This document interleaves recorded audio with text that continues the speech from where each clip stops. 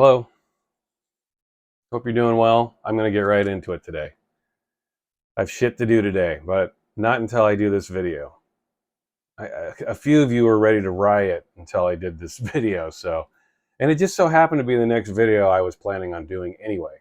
I have a bunch of records stacked up on the wall over here on deck, and this was next in line, so it was good timing for this. Lard-The. Jello Biafra of Dead Kennedys and Al Jourgensen of Ministry. This might be some of your favorite stuff in terms of Al. Maybe some of your favorite stuff from Jello. Maybe your favorite Al Jourgensen side project. I don't know. I wouldn't argue with any of those things. This is excellent stuff. Not all Lard is excellent stuff. Their first two releases are, in my opinion. Their second two releases, not so much. I welcome disagreements. They have two albums, two EPs. They have one really good album and one really good EP, and then they have one album, then one EP. This is their really good EP. This is their first release. This came out on Alternative Tentacles, Jello Biafra's label. And I love Dead Kennedys. Who doesn't? And who doesn't love Jello? I mean, Jesus. What a great man this guy is. One of the best lyricists ever. Dead Kennedys, classic band. We all love them. And I can tell you with unequivocal accuracy that at the time that this came out, and we learned that Jello and Al were together, it was awesome. This was so cool. I was so excited at the time that this came out. When I was a kid, I was obsessed with Dead Kennedys. I had a period there in high school where I was obsessed with those guys. They had already put out the bulk of their stuff by the time I learned of them. When they were putting their records out, that was a little before my time, but Jello was still going with stuff like this. I definitely was rediscovering or just discovering all of Dead Kennedy's stuff that had been out for 5-10 years already. But I was there on day one that this came out. And it was exciting. I was like, what? Jello and Al are recording together? You got to be kidding me. I would highly recommend any of you check out Jello's podcast. It's called the Renegade Roundtable. And most of his guests are kind of boring. I've listened to several of his interviews, and Jello is always fascinating. I could listen to him talk all day. He's hilarious. You all know his sense of humor. Jello is absolutely hilarious. And he can talk all day. He's also a record collector, which is fun. You could find a few videos of his. I can't remember the website that did it, but there's a couple videos of him going through his record collection. And he's talking about Hino and his record collection. He's hilarious. But yeah, this whole channel is about vinyl culture in a way. And if you're into that, you should check out Jello's vinyl collection on YouTube. There's a couple of videos where he talks about it and he shows you some of his records, like I do. Really good stuff. But this is an excellent release. Love this record. I think I didn't know this until listening to the podcast, but last October, I want to say, October and November, Jello talks to Al. They talk for like 2 hours. It's fascinating. I was utterly captivated by this interview. Two really hilarious and talented guys talking about their history and how they know each other. It sounds like Jello had heard Al's early stuff, like With Sympathy, and he didn't like that, but then he heard Halloween and he really loved that. And like most of us, Jello was trying to figure out what Al was about then. He heard some synth pop, but then he heard this more punk stuff, and he was trying to figure out what Al's angle was. But it sounds like Jello heard the Palehead stuff and loved that. And Al loved Jello and Dead Kennedys. And they had various connections to Wax Trax as well. I highly recommend you listen to this podcast. It's really, and this interview in particular. It's really interesting. I learned stuff that I'd never known before. But Jello reached out to Al, or Al reached out to Jello. They had mutual respect, and the next thing you knew, they were doing this. Now, this came out at a really peak time for Al, 1989. You know, that was late 80s was peak Al. Land, Rape, and Honey, Mine is a Terrible Thing to Taste, Burning Inside, Acid Horse. I almost said Acid House. That's what Acid Horse is. It's a wink and a nod to Acid House. PTP, Revolting Cocks. I mean, peak Al. 1989 arguably is the year of Al. It was when he was at the very, very top of his powers, in my opinion. And this is when he dropped this. This is a fantastic record. It's 3 tracks. You might think it's short, but one of the songs is like a half an hour long. Time to Melt. Now, the version you find on the vinyl is shorter. If you get the digital or copy or the CD copy, it's like over a half an hour. Here on the vinyl, it's like 23 minutes or something. I've ripped this. I've recorded this into my digital files, and I always assumed it was the full version because it's long either way. But the version on the vinyl is shorter, like 23 minutes. I mean, it's still long. But the digital version's a good 10 minutes longer. It just goes on and on and on. Excellent track. The 2 better tracks are the ones on the A side, The Power of Lard and Hell Fudge. And when this came out, I was like, oh my, it was like a revelation. Like, it sounds like Ministry, really, at that time, but Jello's singing. Awesome stuff. What a great record this is. And yeah, I mean, maybe that's trivializing it to some degree, but it is what it is. It sounds like late 80s era Ministry with Jello singing. And Jello's lyrics, which, you know, Jello's one of the best lyricists of all time. He's definitely better than Al. Al definitely he's not a bad lyricist himself, but Jello, compared to Jello, nobody compares to Jello, in my opinion. Here's the insert you got. You basically get some lyrics. Here is the label. It's a green label. On the original issue, it's more of like a purplish brown label.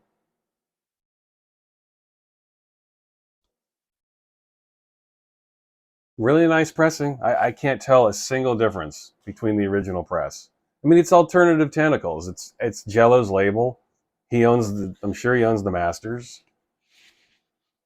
It never got released to a major label.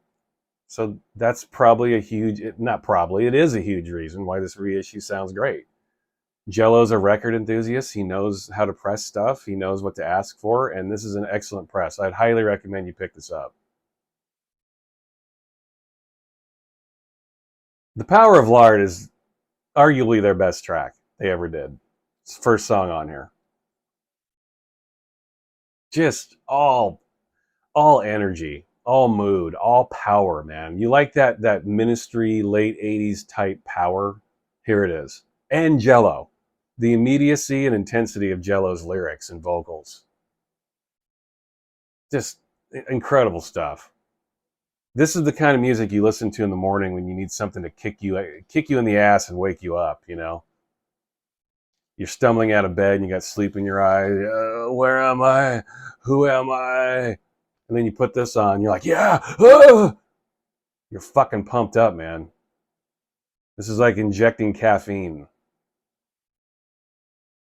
Fucking awesome record. Now, this is, in my opinion, this is their best. This is the best Lard release you can get. For me. As always, I qualify that with, this is my opinion. The Last Temptation of Reed. Their first album, one of only 2 albums. This is a beautiful record. Love this album. Definitely one of my favorite Al-related albums. You know, I'm talking about Ministry and the Cox and anything else he's done. Production is there. This came out in 1990, so Al was still producing very well. After this record, Ministry and Al, his production methods slipped. I'm sorry, Ministry fans. I just have never really been able to get into much Ministry stuff after this. I do like Psalm 69 a lot. There are beautiful moments on it. And Filth Pig has actually grown on me a lot. I do like Filth Pig a lot, but everything post Filth Pig, I can't listen to it. Al just doesn't, he doesn't seem to hear bass anymore. There's no bass on his records. What happened? It's all tinny, all highs and mids and no lows. Is that what he's shooting for? It doesn't sound good. This is one of the last records he produced that has all the elements, highs, mids, and lows, all mixed together beautifully. Awesome record. This is on Alternative Tentacles. This, I'm pretty sure this is the UK issue. Yeah. This UK issue had this. I remember seeing this US issue, but it didn't have the 12-inch with it. Like, how does that happen? Two American guys on an American label and you don't put out the 12-inch? I guess they just thought that was necessary for the European market. This was a track that was only on the CD at the time, but not on the US vinyl. I remember seeing that and being like, what? And then I saw this and I was like, oh, well, of course this is the one I'm going to pick up. And I Am Your Clock is like one of the best songs on the album. So if you get the US issue of this, you're going to be deprived of I Am Your Clock, which you don't want that to be true. You want I Am Your Clock. It's like the longest song on here too. It's like 15 minutes, right? 12 or 15 minutes, somewhere in that range. Awesome song. It absolutely should have been on the vinyl release. So, and a very nice pressing. I mean, all pressings were good. It's not like these days where you've got to hold your breath every time you open up your record and wonder if it's going to sound good. This sounds great. And what an awesome cover. Love that cover. Nice. Love the font. Just everything works really well here.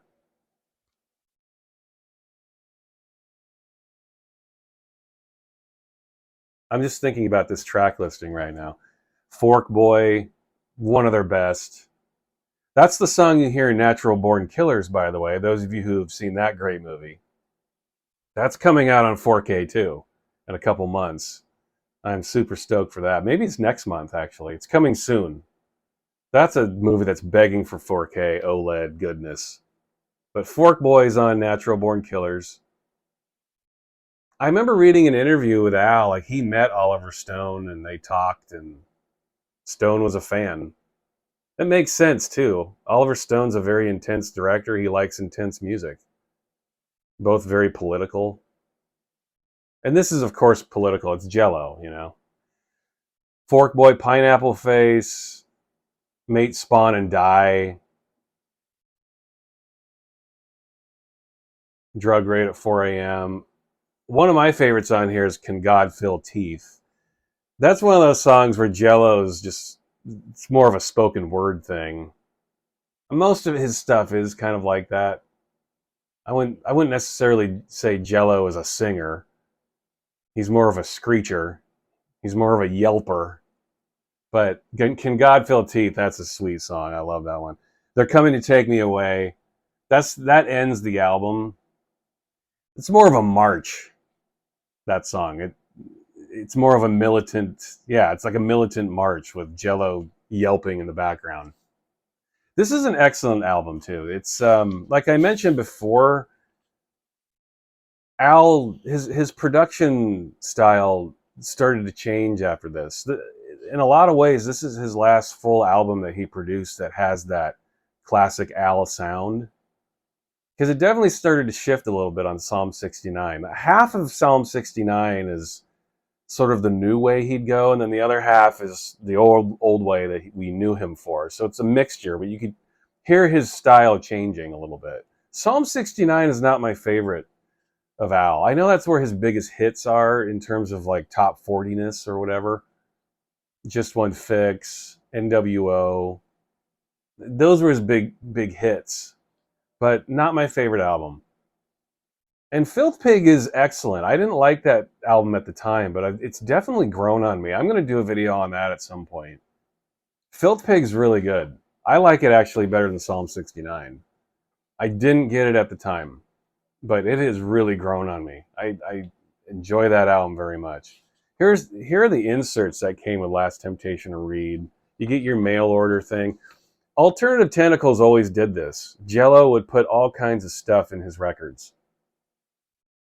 Mail orders, newspapers, all satirical.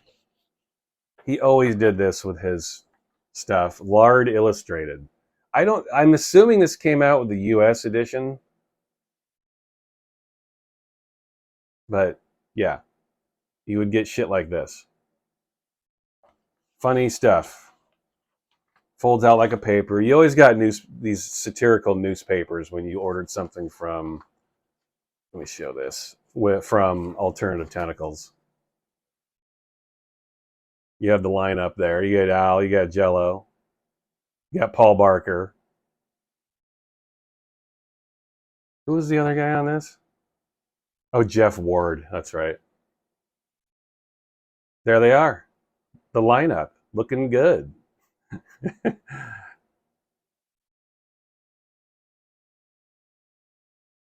How can you not get into that? And I know that you are. If you're watching this video, you're already well into this album. I know. And there's the other side. Anyway, this is the kind of stuff you got whenever you bought a Lard record. It was fun. This was a fun label to buy records on. And the fact that music was always good didn't hurt either. You Wesley Willis fans also know this. Here are the labels. I kicked Batman's ass. I kicked his ass. He was an asshole. Fuck him. I kicked Batman's ass. Those of you who have no idea what I'm doing right now, it's too bad. You're going to have to figure that one out on your own. I kicked Batman's ass.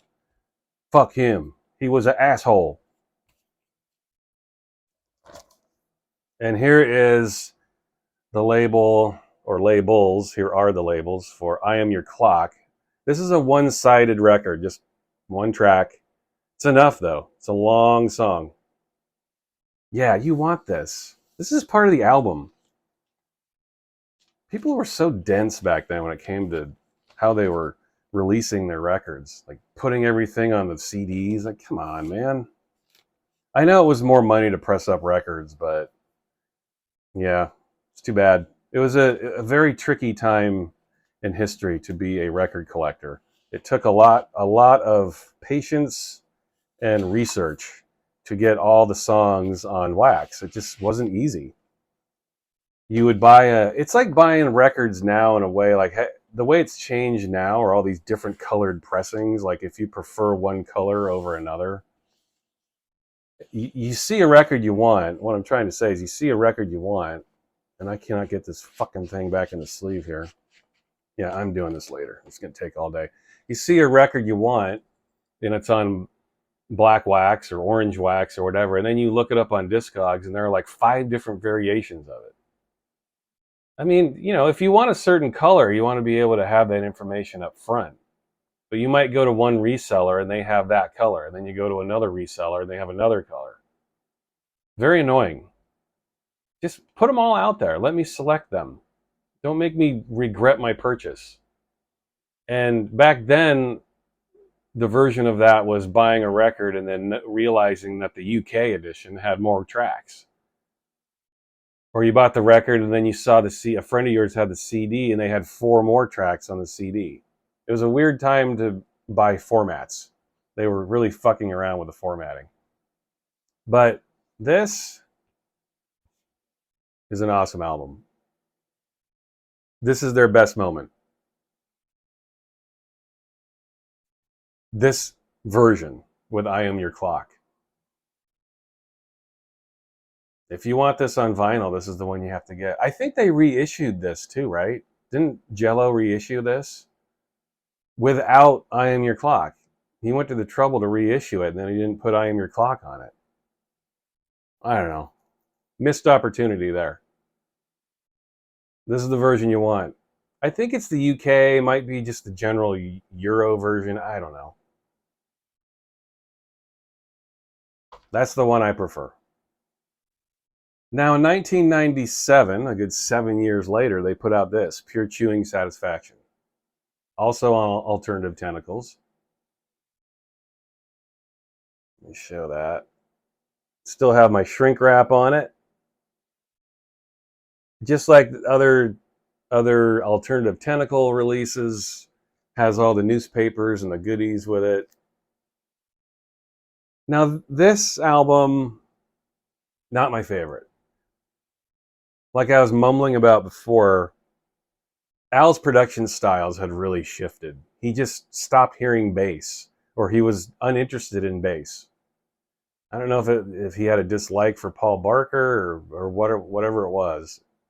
Definitely seems like he had moments where he didn't like Paul Barker. I've read his autobiography. He didn't have very many nice things to say about Barker. And this is good because Jello's on it, but musically I think it lacks a lot. It's just very tinny. Like everything Ministry and Al Jourgensen has done since Filth Pig, there's no bass on it. It's all just like highs and mids. It sounds very amateurish for someone who's such a quality producer, and we've heard plenty of music to prove that to be true. This is just a lazy job. Maybe it was the drugs he was doing, but it's just a lazy job in my opinion. Jello's on point. Jello cannot be stopped. He's always crushing it. But Al's production, I don't know. Not his best moment. It's a very brief album too. Like Last Temptation to Read were long, fleshed out, fully realized tracks. It's a good hour long, that album. With I Am Your Clock, it is. This, it's maybe 35 minutes. It's bordering on an EP. It's an album, but it's pretty brief.